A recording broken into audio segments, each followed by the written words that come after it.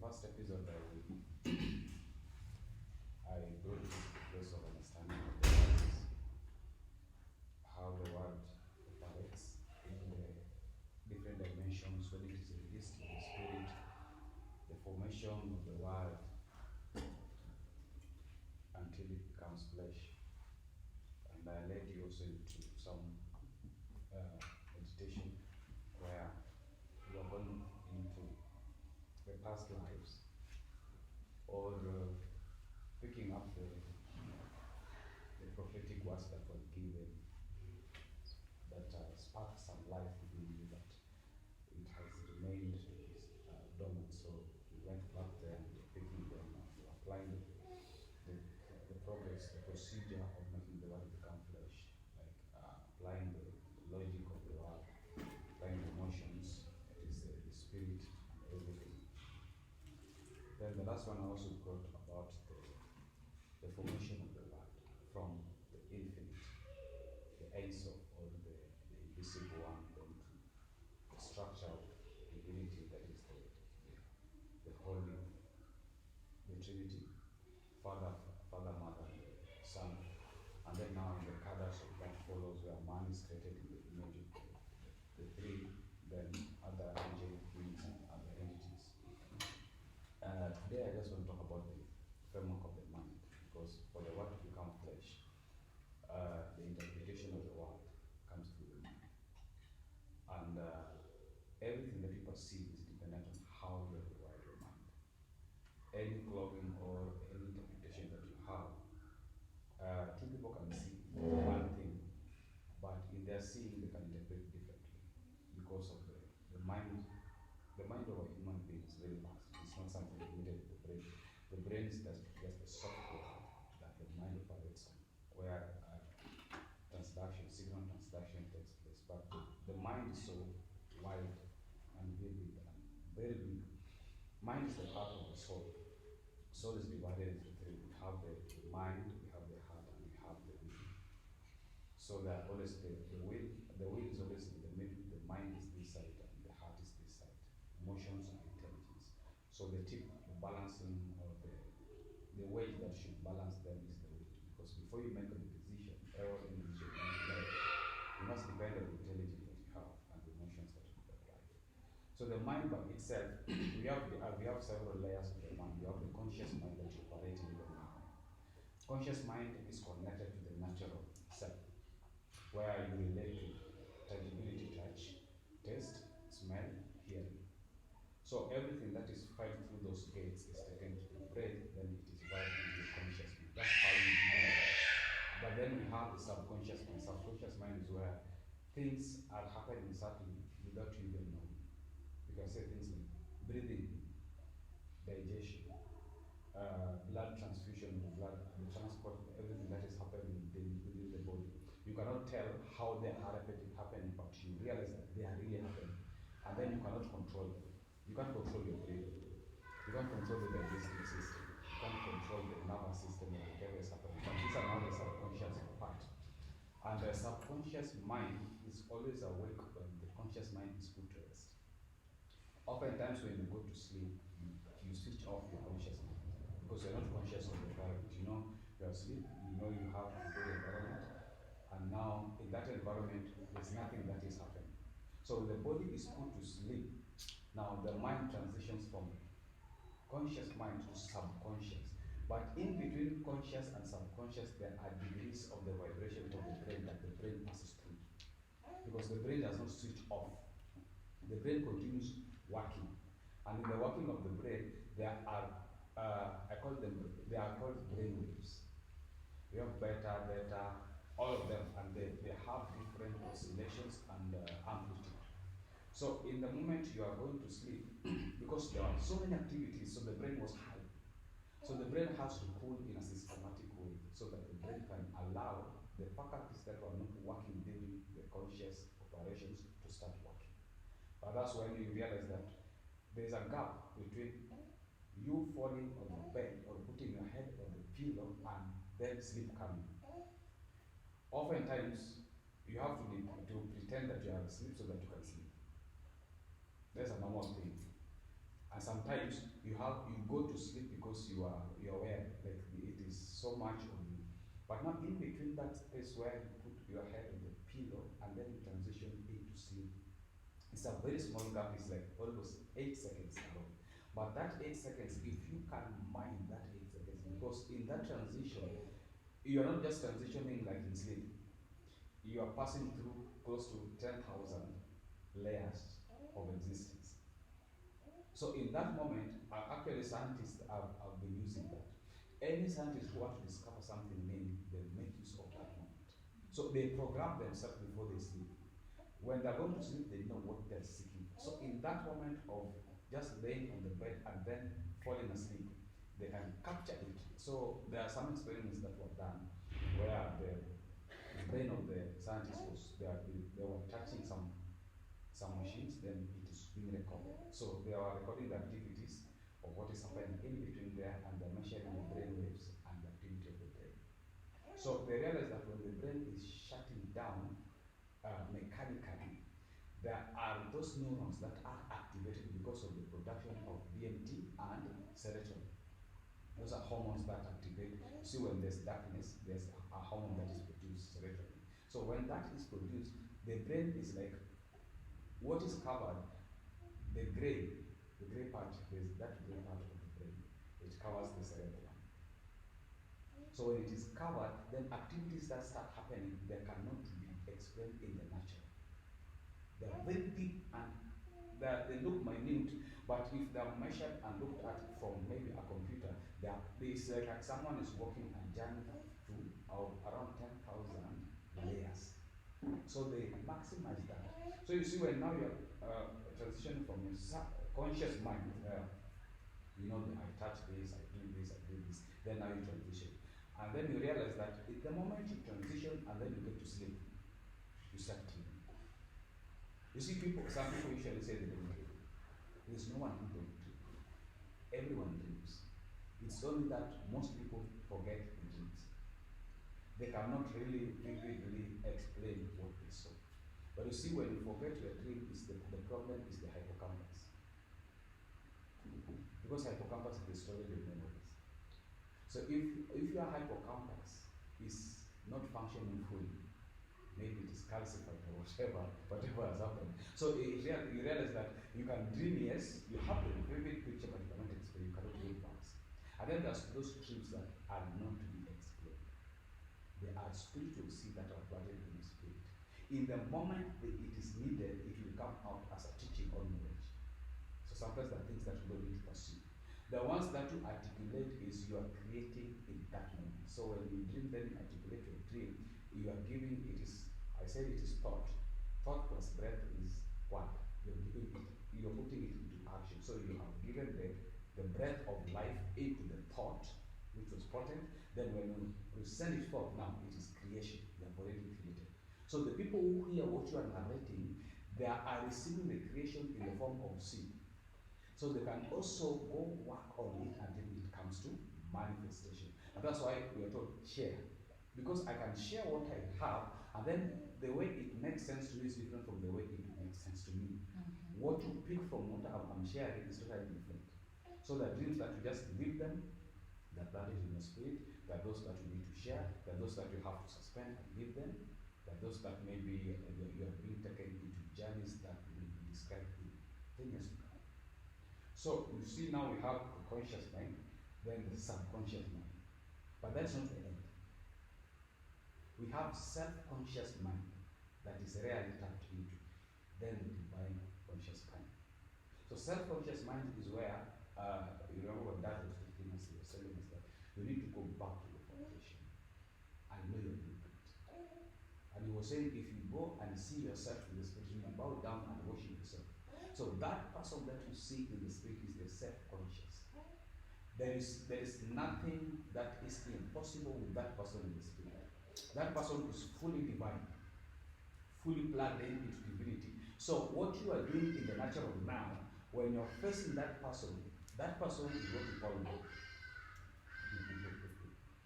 Because that which you see as God is you, they are seeking you. Because the more you move closer to God, the more you become. The more you realize that which you have been seeking is actually you. There is no God in the separated state. No, it is you. So the more you move closer, it's like you're moving towards fire. So what cannot be sustained by fire have to get up, because you are coming from a dense dimension, which is the earth. So the dense dimension, you have picked all manner of trash, all manner of things. So when you're approaching that place, these things are burning, and then they're getting out of the way. So when you stand there, you stand in the purity of who you are. We can disagree with Monica in the natural, well, we don't talk. But in the spirit, when we meet, all those disagreements are discarded. So if I want to tap into you, I don't tap into you in the natural. So I seek for your spirit, and then I tap into, because in that moment I meet your spirit is pure. Your spirit cannot deny. Your spirit cannot remember what has happened on the earth because of this fracas in everything. So when you walk there and behold, that which you behold is you. It's not different. And that's what you see when the Bible says that we behold until we become. The become is not something that you behold, that which is there is becoming. No, is what you see is what you are. Remember last time I told you, everything God reveals to you in the spirit has been given to you. So if there's a dimension of God you encounter in the spirit, there's no one who will encounter that dimension again unless they seek you and you reveal that which you have seen in God. There's no one who can go and meet a Kushmila. But the moment that name is given and the spirit lands, that the embodiment of that name is now you. So if I need something in the dimension of Kushmila, I cannot go to divinity and find it. It is no longer there. It is no longer in God. It has been given to you. So God does not have even a role to play in what He has given you. Because in that moment when God gives you something to carry, you are equal. So it's like He's giving part of Him and then He steps out. So it is up to you. So if it is not manifested, that's why you're going to be judged.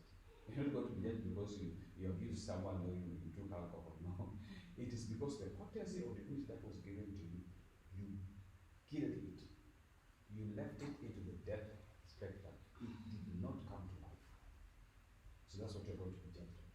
So everything that you behold, you see, you're still looking at the structure of the mind. Now, when you get to self-conscious mind, is now when you understand your true identity.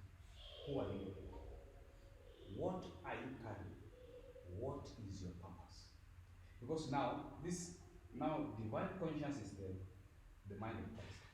Paul says we have the mind of Christ. So it is, you see, it's a transition of 4 levels. So what happens is the divine conscious mind is connected with the self-conscious mind, your identity, because the self-conscious mind is the Christ, the Christ monitor. I don't know if this is making sense. We have Christ Jesus, who is patterned just for salvation. Then we have Christ Monica, who is not coming in the name of salvation, but coming for another purpose. So the Christ that is coming from the divine conscience has to be mapped into the self-conscious. So walking from self-conscious into the conscious dimension, that's where the journey is. That's now the soul journey, the soul fires, character, manipulation, all these things are happening. Because they are not like apart. It's just a thin layer. And this thin layer, it is always brought down by knowledge.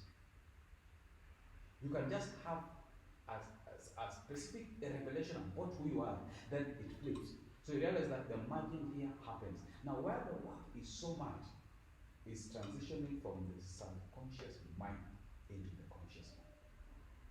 Because remember, conscious mind is like, I can say, is the loudest. It's the loudest because it depends on the natural activities. You see, you live in nature, environment. It is environment and knowledge. So all the knowledge that you have gathered since you were born, what you were taught about God, what you were taught about people, the society, societal dynamics and everything, all compressed, then your environment where you are. where you have lived. You see, do you know everywhere you have lived, your soul remains there. Everywhere you have lived. Have you ever dreamt of a place that you lived a long time ago? And when your soul goes back there, your soul does not go back there in the updated state of that place. It goes back in the same state that that place was when you were living there. So every place you walk, you leave a fragment of your soul. So now the journey from the subconscious mind into the conscious mind, that's where the work is. That's why we have to think, because naturally, even if you're given a prophetic word, the first thing that fires in your mind is this thing possible. Because one, you are in a natural environment. Your ears, your eyes, your nose, everything touch, everything's loud. So someone can come and tell you, you're living in maybe a bedsitter, and this person says, I've seen you living in a 4-bedroom house. Dude, do you know where I'm living? You see, the first thing is your mind has to fire. Let us reason together. So your mind is calling these other faculties of the mind. Let us reason together. You guys are talking about something that cannot happen in the now. But you see, when a prophetic word is being released, it is from the subconscious mind. It's pulling something from the subconscious mind. And then it wants to rupture that which is limiting. The cusp between these two, it has to be broken so that you get into that space. The moment you are prophesied to and you say amen, without your mind coming into that formation, then you have cracked it. But anytime it is said and you are like, is it possible? By just saying is it possible, it can take around 6 years to 7 years for you to close that gap again. So the work that we have is, yes, you behold divinity. You know, sometimes you may think you know your identity until you walk into a place in divinity in reality. I don't know who I am. Because when God is still appearing to me in form, I haven't cracked the fullness of divinity. And as long as God is appearing in form, as long as He has an image, because the image that God comes in for me is the image in my mind. So until I get to that space where I experience the infinite, the Ensom, who does not have any dimension or form, but by the knowingness, or even from the depth of His intelligence, I know this is Him. He doesn't even have gender. I can't say it is Him or it. Actually, it is not God. It cannot be defined as good or whatever. It doesn't. Those qualities cannot describe, because you cannot place anything on Him. He is beyond every boundary, because nothing bothers it. He is beyond creation, because nothing can create it. So in the moment you get into that space, because in that space is where what we call nothingness. So in nothingness, it can help you to understand your origin. Before even the Holy Family manifested, what was there? What was it? What was in the mind of Ensom, the invisible one? Because we have the invisible one, the unmanifest, but then we have the manifest. Remember when I was telling you about the binary called 0 and 1? 0 is unmanifest, 1 is manifest. But now when you add 1, when you write 1, then you add 0, the value increases. We call it 10. When you see the value 10, it seems many. But what you have done is, you are returning the manifest into unmanifest. So in the returning of manifest into the unmanifest, you increase the volume or the value of the manifest. Because I have proceeded from God, I manifest. Then when I go back, I don't go back the same. When I go back, I'm amplifying divinity. When I come out again, I am now 1-1. Now double manifestation, that's how the play of numbers come in.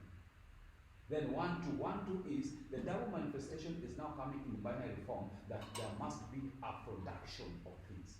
So number is playing there.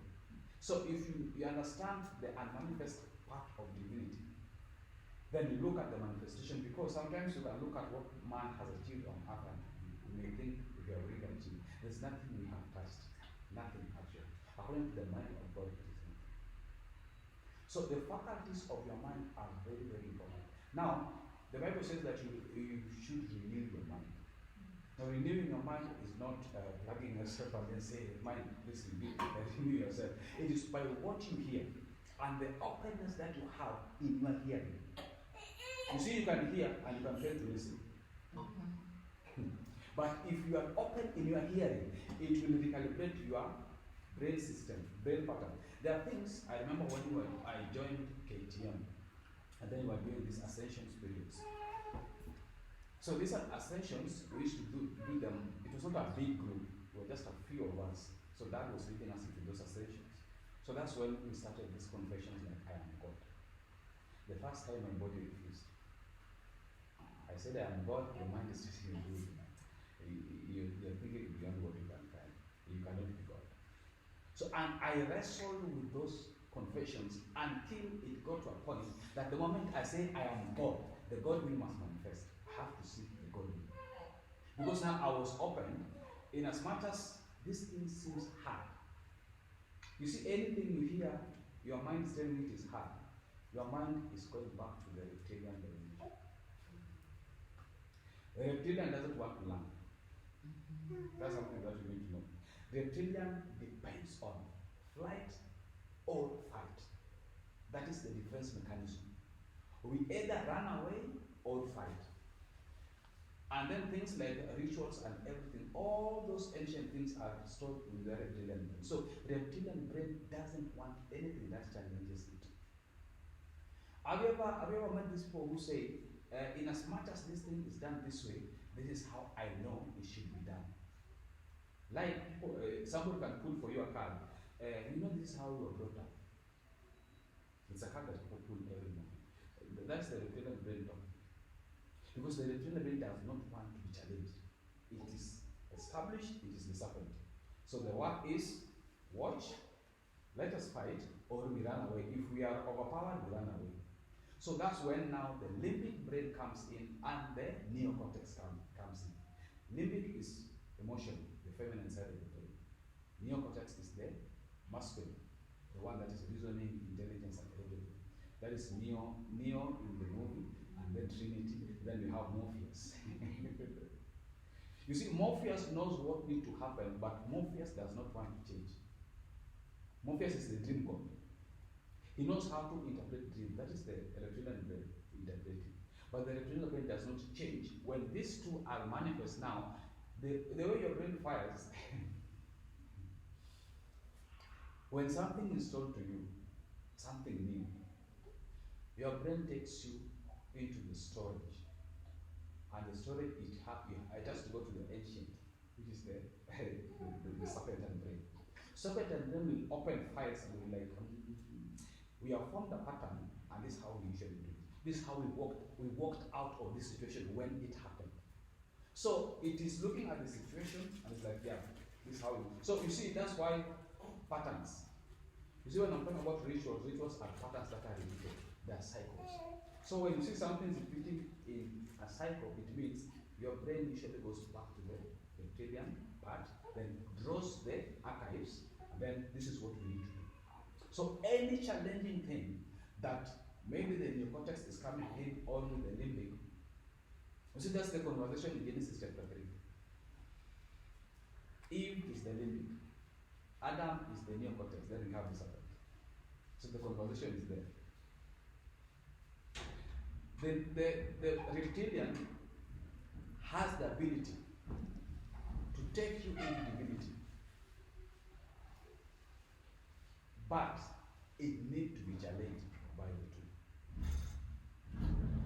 So if you look at that dimension of conversation, the serpentine brain is coming in, but the serpentine brain is introducing something that looks new. And this new thing can only be introduced to the limbic, not the neocortex. The limbic is emotional, the woman side. So the limbic it is very easy for the limbic to assimilate and bring out. The neocortex with the reason, intelligence, we have to reason. What does it really make sense? If it doesn't make sense, then we are not going to do it. But the limbic is very easy because that is the spirit. The spirit will pick it. Now, when the spirit has picked it, now it is easy for the neocortex to understand. It was wrong for the reptilian brain to approach the neocortex. They couldn't understand. So the problem we have is the balancing of these two. It's the feminine side and the masculine side. But the moment they agree, then the reptilian brain now comes out with another formula. Because now the moment they agreed, the agreeing is, I've eaten this, now you can also eat. So the moment, you see, by that eating that fruit, it was not a fruit that, it was not a physical fruit that Eve carried. It was not a physical. It was like an encounter that Eve was introduced to. So Eve saw everything about divinity. Every layer of divinity. So when Eve is giving Adam, Eve is transferring that which she has conceived and processed, and it is in the fruit form. So when they are fellowshipping, is now the merging of the two. So the moment they agreed, now the serpent came out and introduced them into another dimension of divinity. That they did know. So that's how your brain works. So anything you see, like when you're told, practice this thing 90 days. The reason why it is a repetitive thing is because everything you do is stored in your reptilian brain. So anytime that thought triggers, the reptilian brain has the records. It will bring it out. Like, this one we have dealt with. This one is already done. So it cannot go back because the emotional part will always forget. It is very easy for the emotional side to forget because the high tension of emotions sometimes cannot sustain information in form of memory. But the reptilian will sustain. So the journey here is look at what is in the subconscious mind. Mm-hmm. What is it? Now, remember, if you dream, anytime you dream, in the dream dimension, you can see yourself in different dimensions. Like you are dreaming, you are talking with Monica, but you are seeing yourself talking to Monica. It is beyond 3 dimensions, 4, 5, 6, or 7 dimensions. So you see, that is the subconscious mind. Now the play in the subconscious mind is trying to give you something that you can transfer from it into the conscious. But the vehicle that is always used here, in as much as we are told, just believe, is the vehicle of knowledge. How do you transfer that which you have seen in the dream now into the natural? Now, the easiest way to interpret your dream is about how do you feel about the dream. Mm-hmm. Because the emotion is the vehicle. Energy in motion. So what you felt, if you felt satisfied and good and happy, sustain that happiness during the day. If you can sustain that happiness during the day, then that dream will come into the natural. Have you ever realized when you dream something bad, it comes so fast, very, very, very, very, very fast. You don't need even to pray against it all even, because the moment fear comes in, the problem we have, we can sustain fear in the midst of activities, but we cannot sustain joy in the midst of activities. The frequency. Yes. Because the moment fear is a spike. So when it goes, if you dream of something at night and you felt fearful, it will carry the whole day. You will be watching the tension on your back. You remember.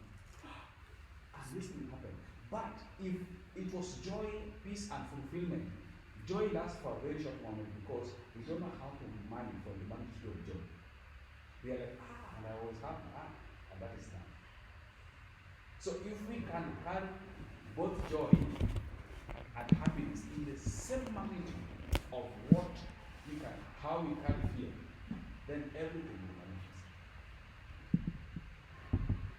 Now, what I would like to help you with is how to program your sleep. Huh? How to program your sleep. Okay. Don't sleep because you're tired. Don't sleep because it is night. Sleep because you're going to work. And every time you're going to sleep, speak to your body. Tell your body, I know it is time for you to rest. But you're not stopping the activities So we activate the spirit and the soul. Because let me tell you, whether you dream or not, whether you know it or not, you are always teleporting, you are always you are always traveling. The moment actually the soul and the spirit usually waits for the body to relax. Because the limitation of the soul and the spirit is the body.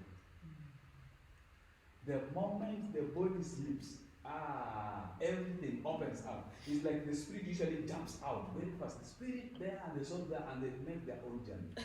They are always waiting for that moment. So if you don't program that moment, it's like when you produce energy and you don't know how to harness those energy. Like let's say praise and worship. When you do praise and worship, people will come out with, it was powerful, you felt the tender presence of God, they cried, some were healed, and that's the end of it.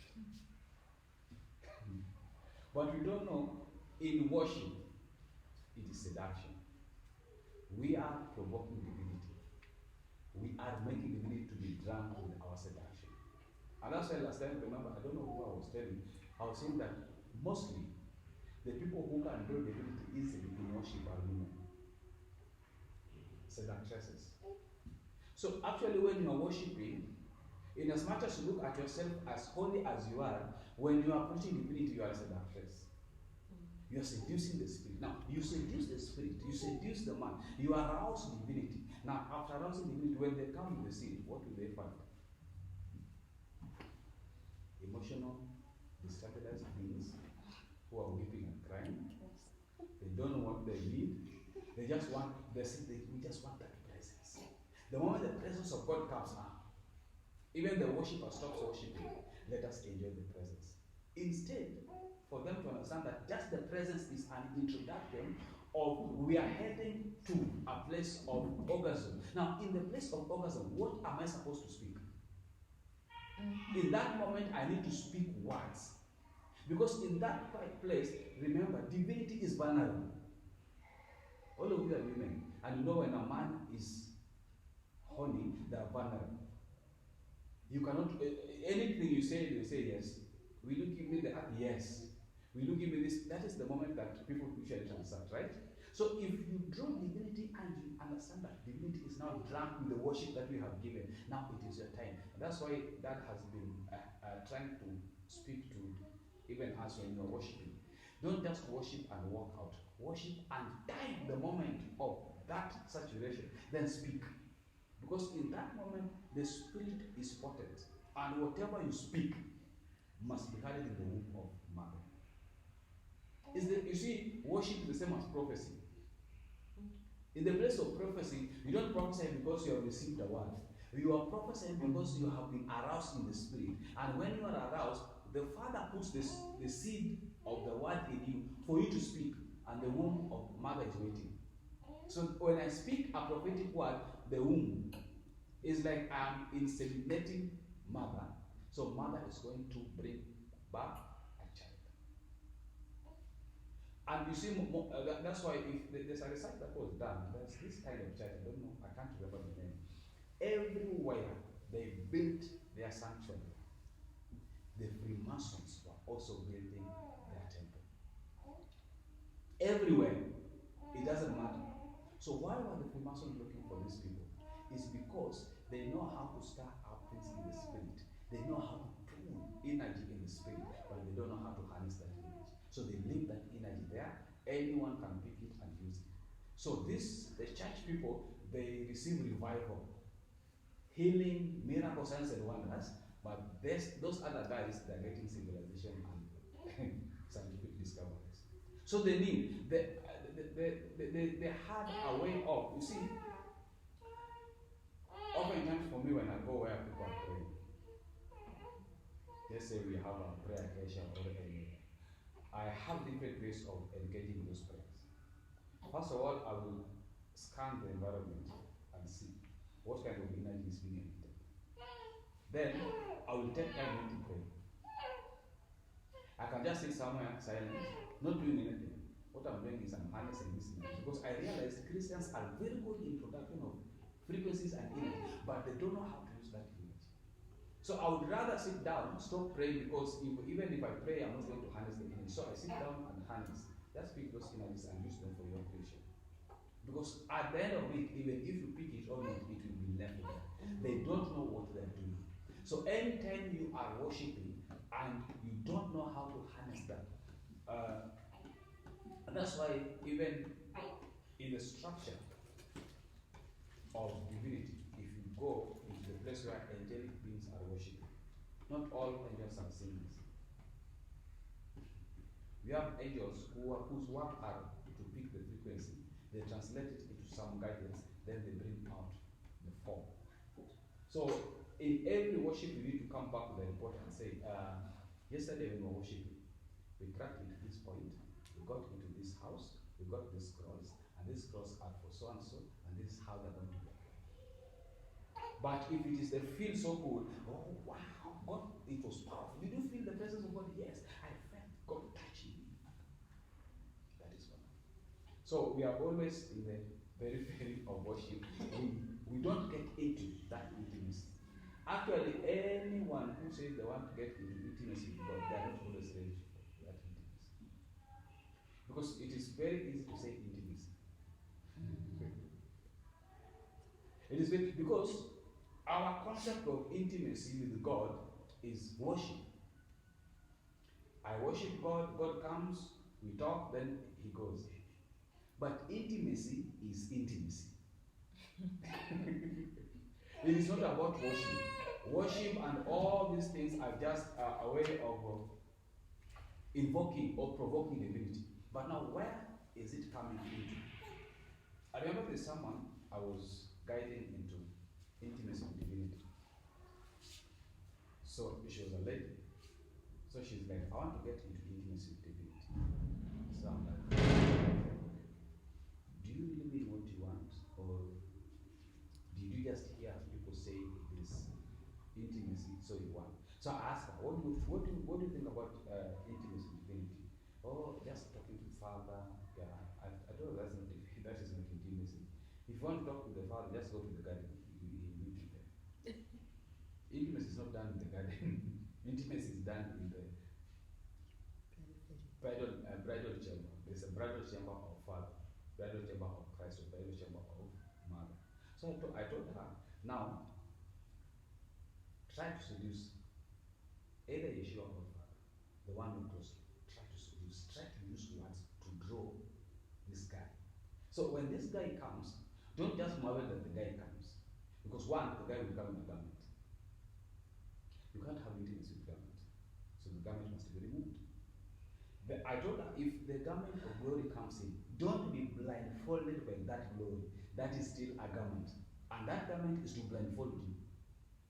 Because when people see the glory of God, they are now done. They can't lift their heads, they can't do anything. It's like, oh, God has come with the glory. But that glory is a garment, and there's something hiding behind that garment. So until you tell him, now I know your garment, now you have to remove that garment. And then I will get that place of intimacy. Because intimacy is just intimacy.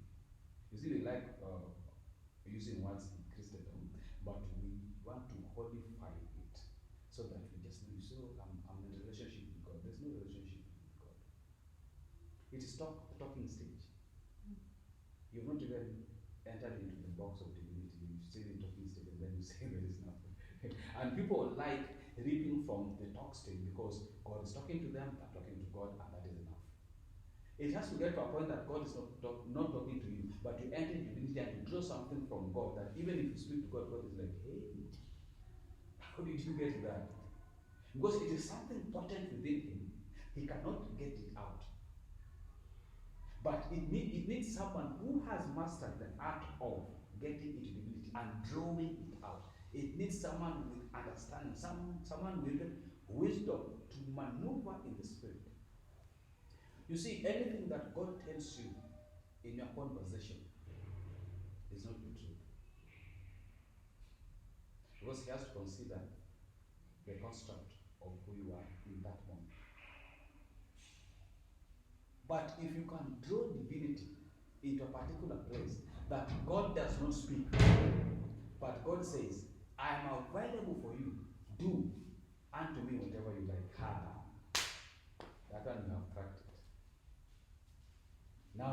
mastered the art of getting into divine. So, in short, the word becoming flesh.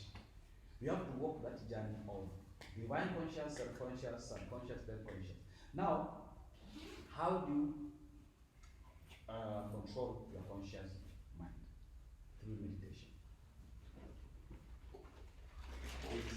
And you see, in meditation, we have different types of meditation.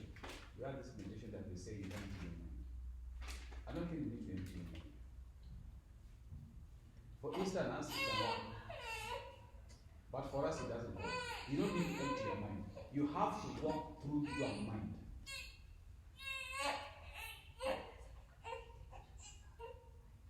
You have to walk through your mind.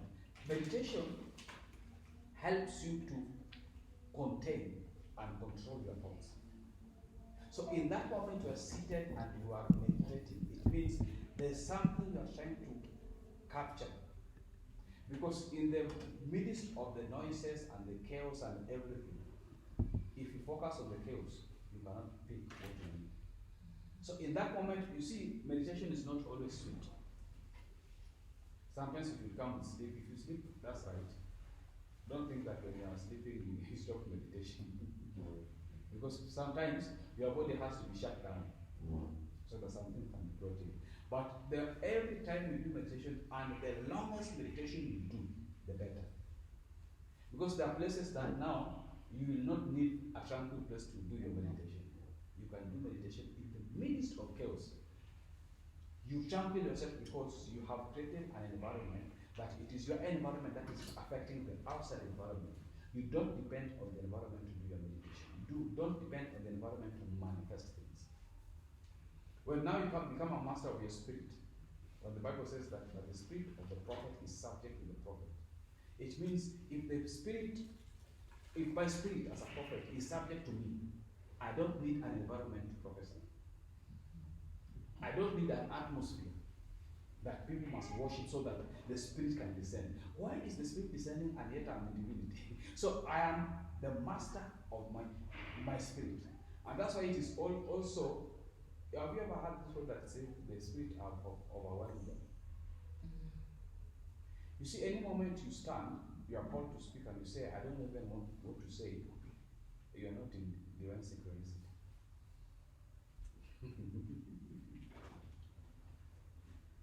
Every time you say, I don't even know what to say, I don't know where to start, you're not in divine synchronicity.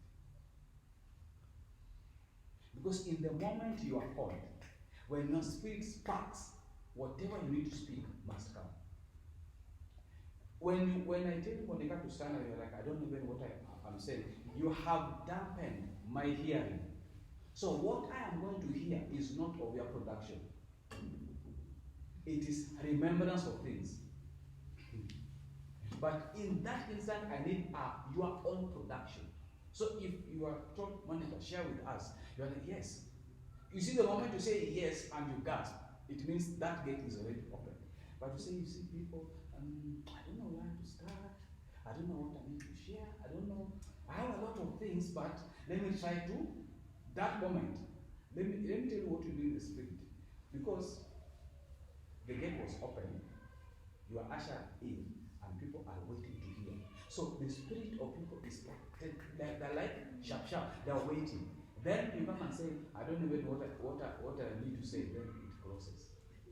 So whatever you're going to say is like playing a drum to a goat. It will not bring any impact. And that's why even when you're called to preach or do something, yes, it is good to prepare. When you are beginning, you can prepare, pick notes here and there and everything. But now, when you get to a place that you are in sync, go there, stand, enter your portal, then let everything come in. You don't need to struggle.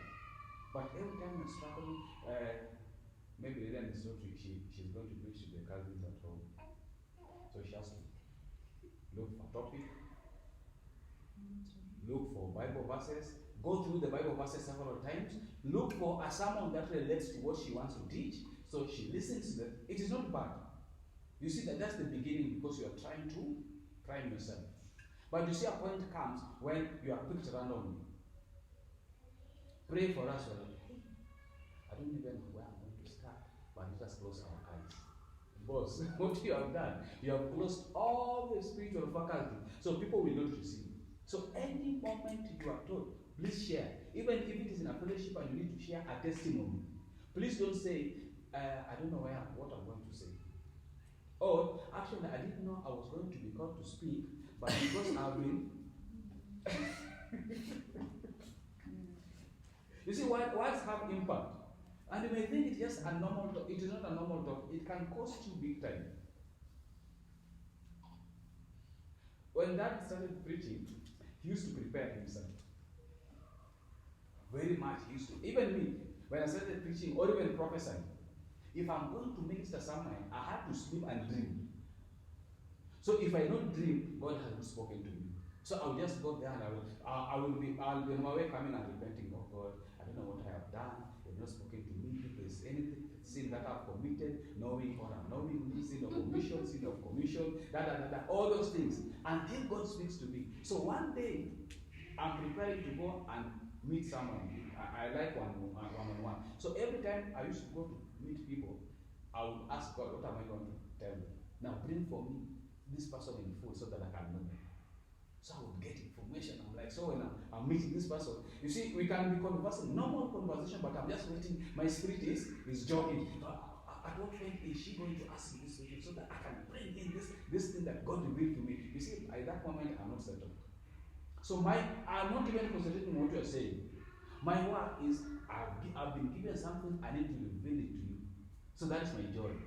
So one time I'm going to meet someone. I didn't dream, I didn't see anything, I am blank. I quarreled with divinity from onset of my journey until I got there. Then God told me, shut up. Go sit there. The information you need about this person, it is this person who is carrying. So sit there in that proximity, let them talk. So in the moment when if they ask a question, the answer is in their question. The answer will be provided for you in that moment. I relaxed. So I can say, okay, I'm coming to teach about making the word become flesh. I've not done any research, I've not done anything. I come and sit here, and what I need to relate is what comes. So it's a journey also.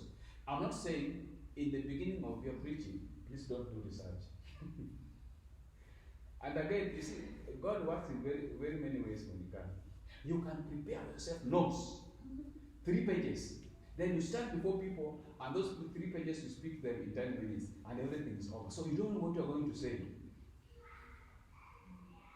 Have you ever had that situation? Yes. Where you prepared notes, a stack of notes, then you stand there and everything that you had planned is finished within 10 minutes, and you're given 1 hour. So you're wondering, are we going to sing praise and worship? Are we going to do what? The journey of the mind. So the best way to manifest that which is in the subconscious into the conscious mind, meditation and knowledge. Seek knowledge to understand. How, you see, every time your mind misfires, you have to know there's a trigger. It was already there. You see, the mind has switches. We have several switches in the mind. There are sometimes there's something, Monica, you may hate with all of your heart, and you can swear, this one I hate. You see, that which you hate is not that you hate. You fear the outcome of doing that which you hate.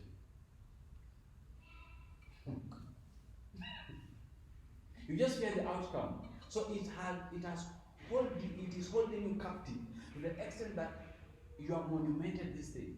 You see, you can have an encounter with something. Maybe some of you have gone to swim, and then you had a bad encounter with water. You almost drowned. And that thing is imprinted in your mind, and you cannot dare. Most people who have phobia of water is because they had some experience with water. But you see, that experience, you had it, and you have to learn from it. So the problem is you don't learn to unplug from the fears. You don't really hate that thing. You only fear the outcome of that which you hate. So in the day you try to turn it around and say, I'm willing to go through it. For me, I've almost drowned 3 times, and it did stop me from swimming. You see, drowning in a river is different from drowning in a swimming pool. The river is carrying you and you're being hit on rocks and everything. You get out and you get in again. You have to struggle, you have to work it out until you get out of it. So that which you fear, you don't fear because it is bad. You fear the outcome. That the outcome may be unmanageable.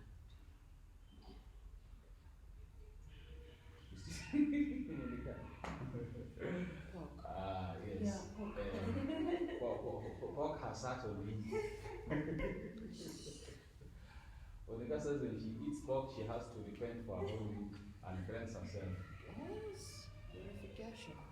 And purification. You see, for her conscience sake, we don't eat pork around her.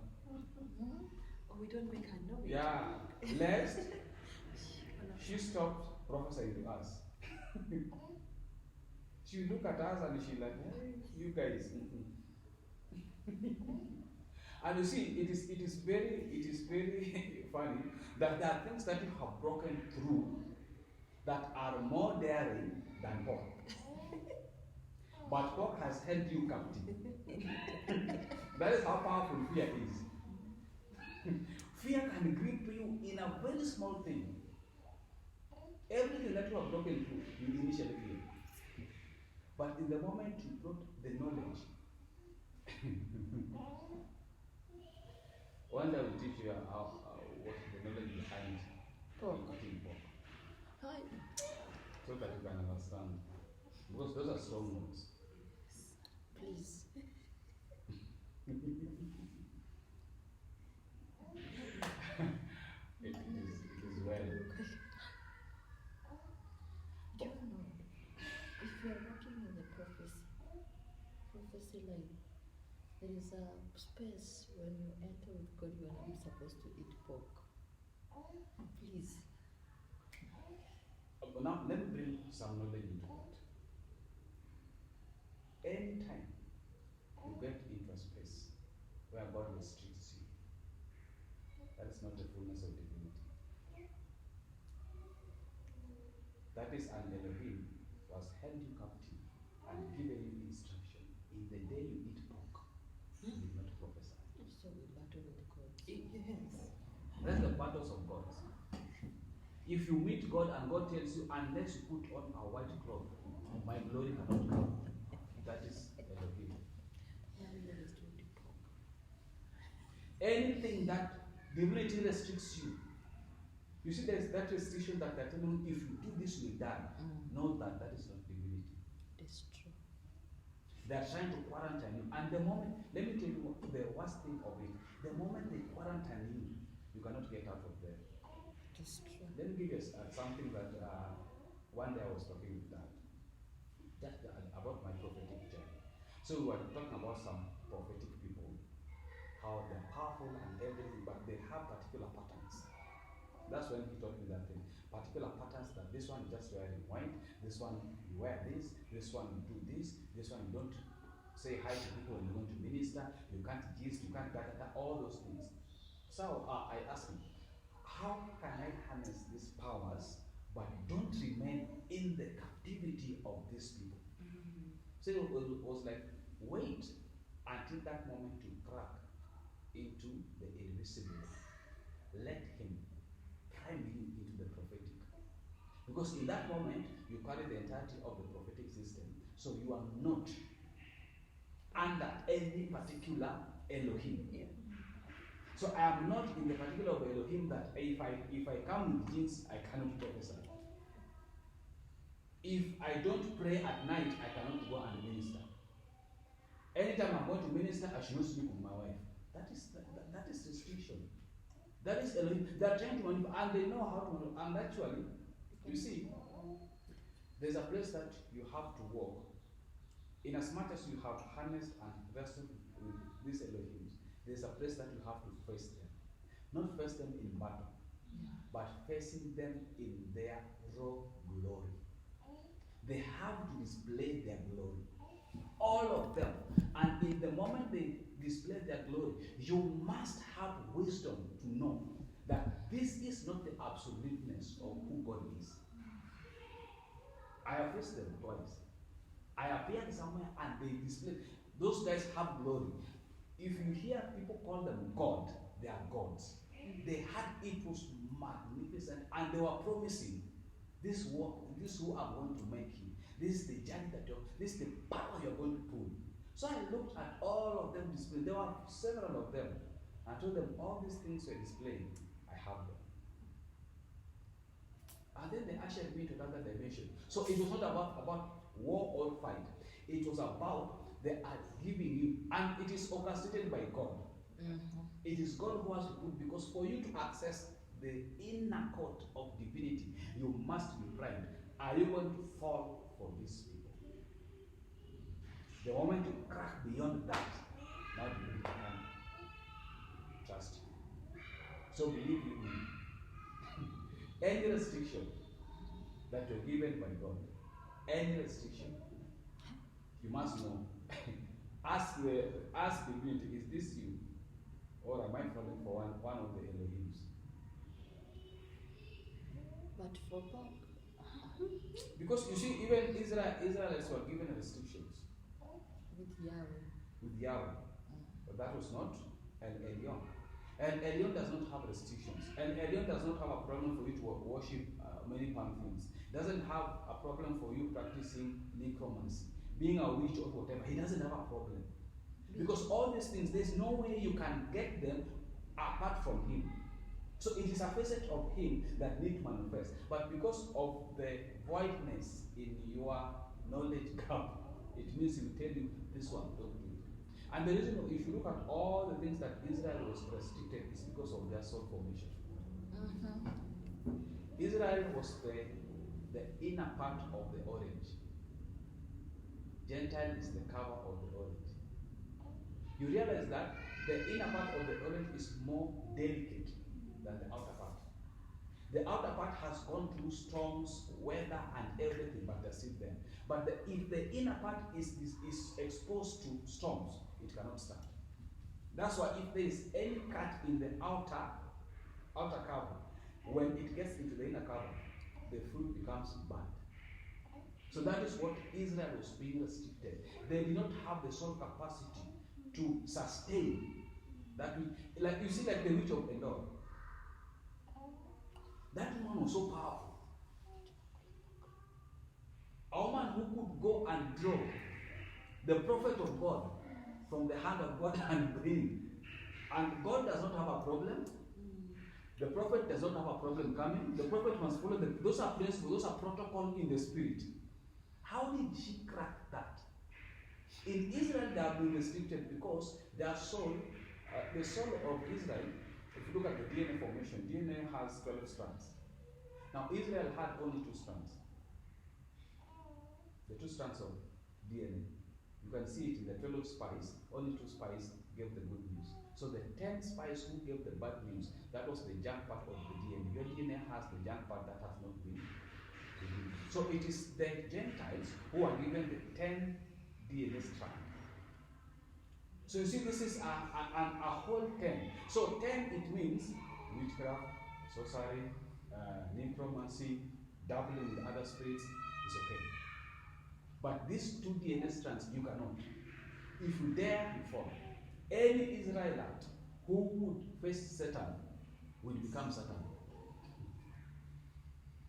Some of them were being given quarantine and even killed. There are some kind of disease that if you could get, like there's this leprosy that will make people leprous. So you have to sit outside the camp for some few days, you have to be cleansed so that you come back. That was quarantine. And you see, it is the same leprosy that Miriam got when they talked in about Moses. You see, it was like a punishment from God when you misfire or misfigure some things. But you see now, in the coming of Christ meets Satan and he does not become Satan.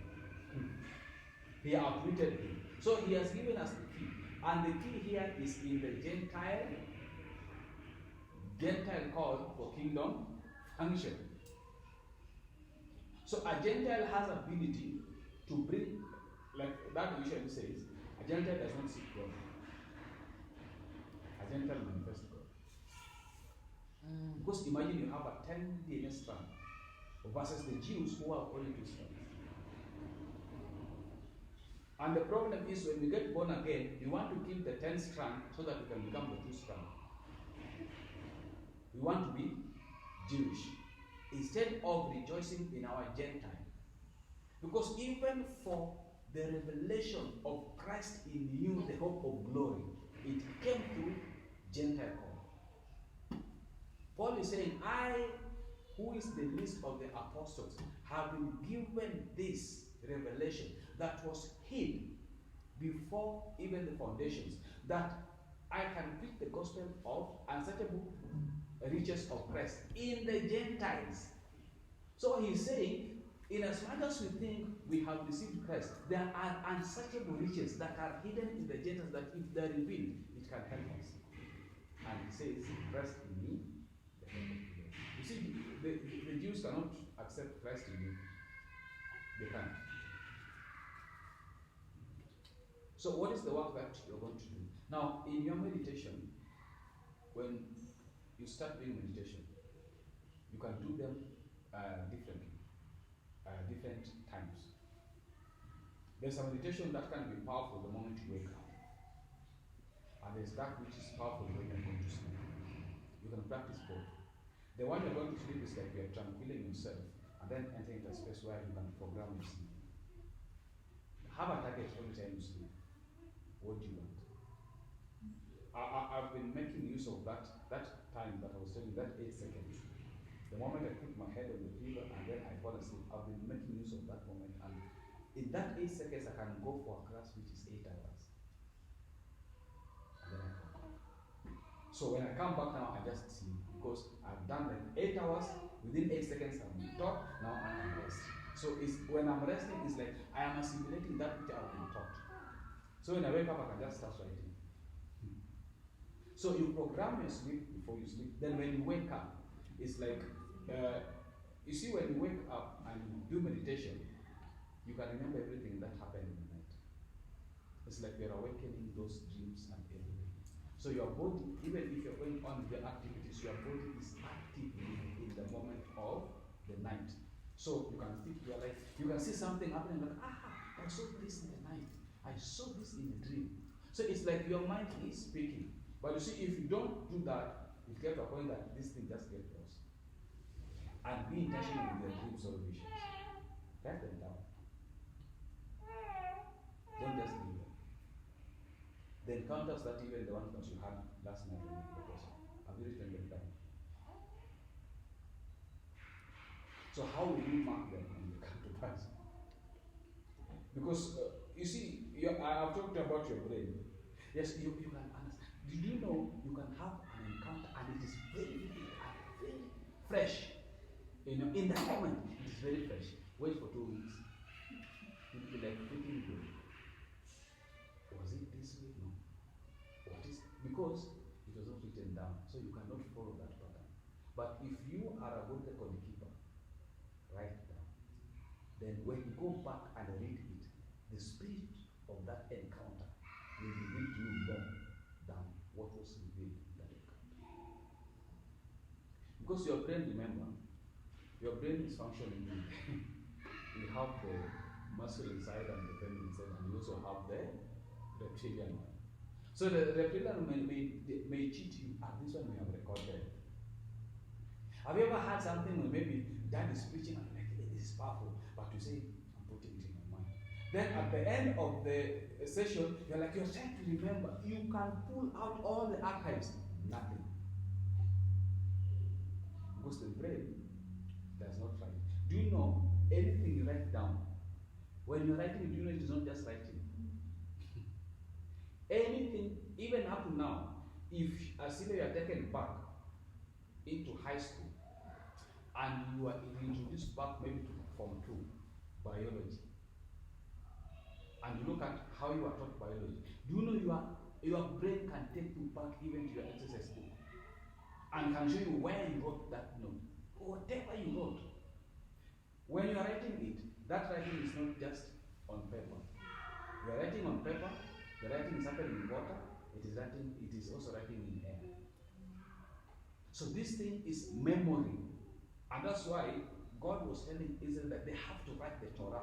It has, even if it is being passed, it has to be a written form. Because anything you write, you see, the translation of writing is a thought, you provide bread, then it is given body in form of writing. So when the eyes glance, the eye interprets what has been written back to the brain. Now the brain has a substance because the brain stores things in picture form. So when your eyes see that book, your eye is a camera. Your eye takes a screenshot of that, then it is stored.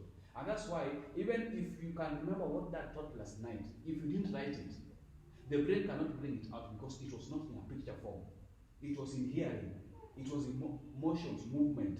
So that movement just came and passed. But anything you write, I remember sometimes I could be taken back even to class where I wrote something, I could remember everything. The way I wrote the title with red pen, subtitle with black pen, and then the notes with blue pen, I could remember word to word. So that's why it is important. Even if it is writing on your phone, the moment you are writing, your eyes is seeing and taking the pictures. So the pictures are stored in your brain. But for me, the most powerful one is when I write on a book. It gives me remembrance forever. So when you're practicing the word becoming flesh, do your meditation. Do that evening one. Do the morning. Anything you get, please write it down. And it works with gratitude. However small it is, if you give gratitude, you're telling divinity, thank you for opening this, but I need more. It doesn't matter how small that encounter was.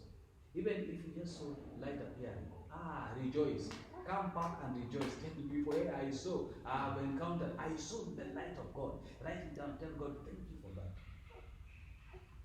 For me to even to have so much breakthroughs in my encounters, hey, I was never resting.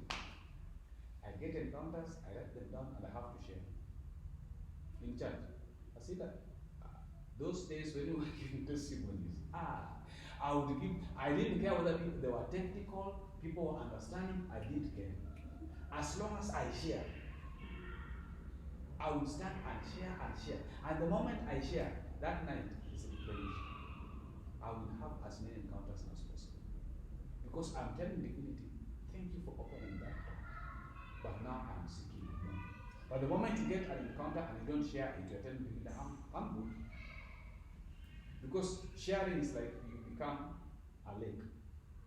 A lake must have inlet and outlet. That's freshwater lake. If you only have inlet without outlet, you become a salty water lake. So it will get to a point that it will not give you anything. Have you ever had these people who used to have power, encounters, and everything, that it just stopped? Because whatever God has given him on the is not yours. Mm-hmm. The ability that God has given you is not for your benefit, actually.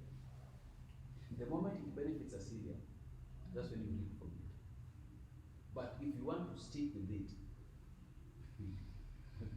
that's why I don't like these people who say, I have something to say, but I don't know whether you can understand it. It is more mystical, it is more deep. If it is more deep, why were you priming me in the first place? If it is something for the secret place, keep it for the secret place. If it is something that I need to hear, please allow me to hear.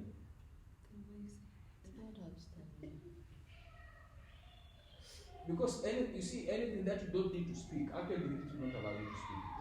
But when you say, I wanted to say this, but I don't know whether you guys can put it, let me just leave it. I'll say another day. What are we causing the hearts of people?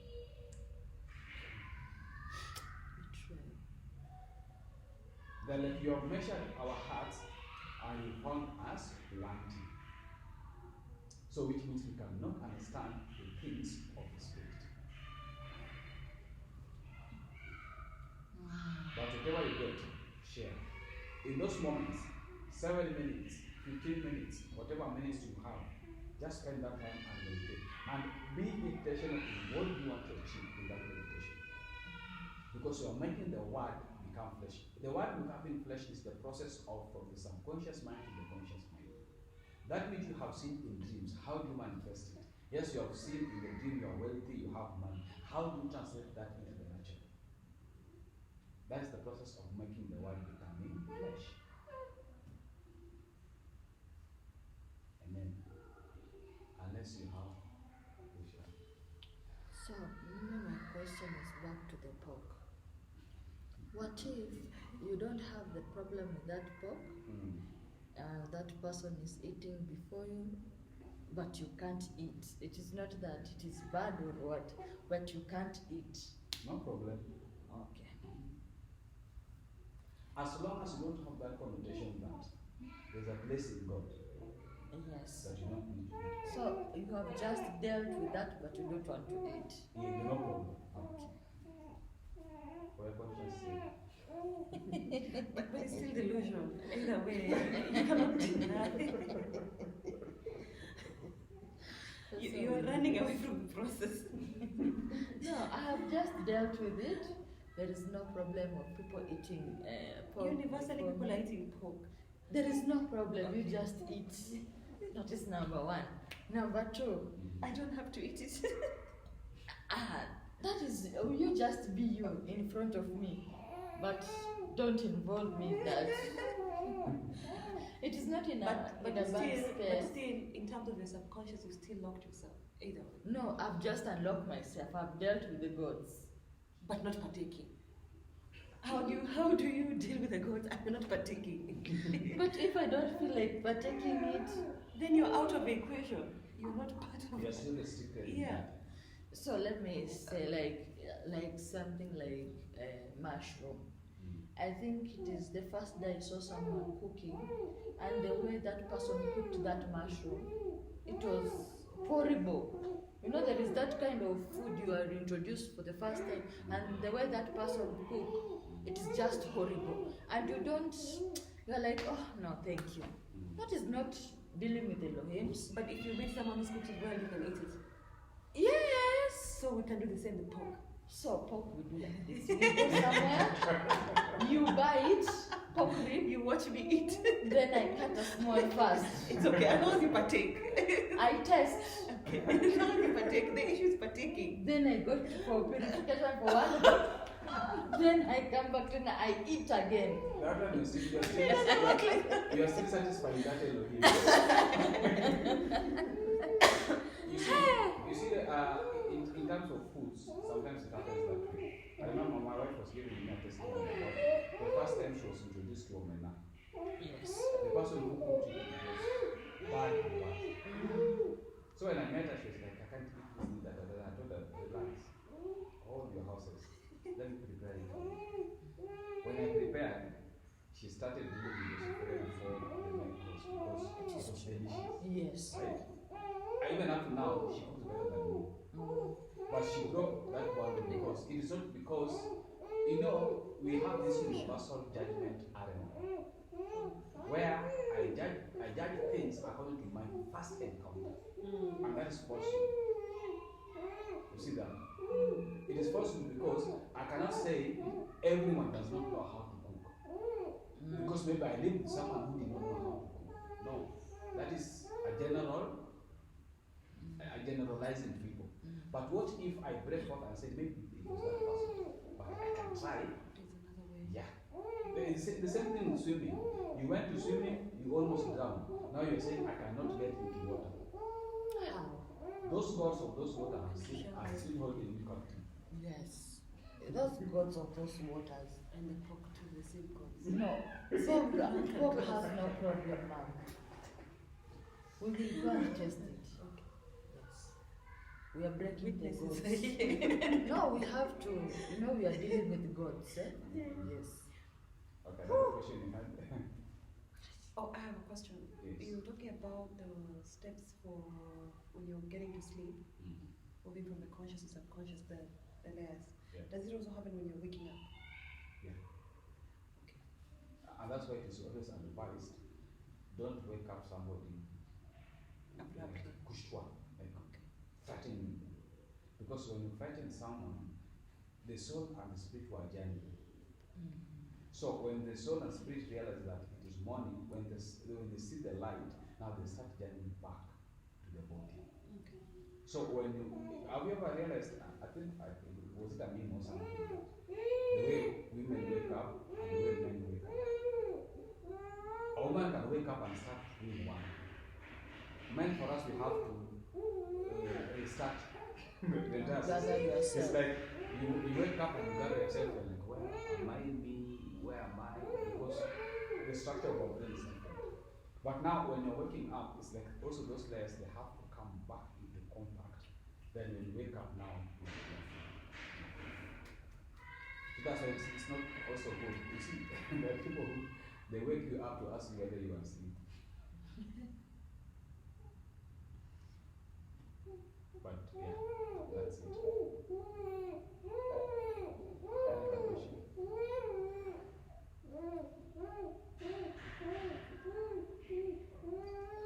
So thank you so much for today.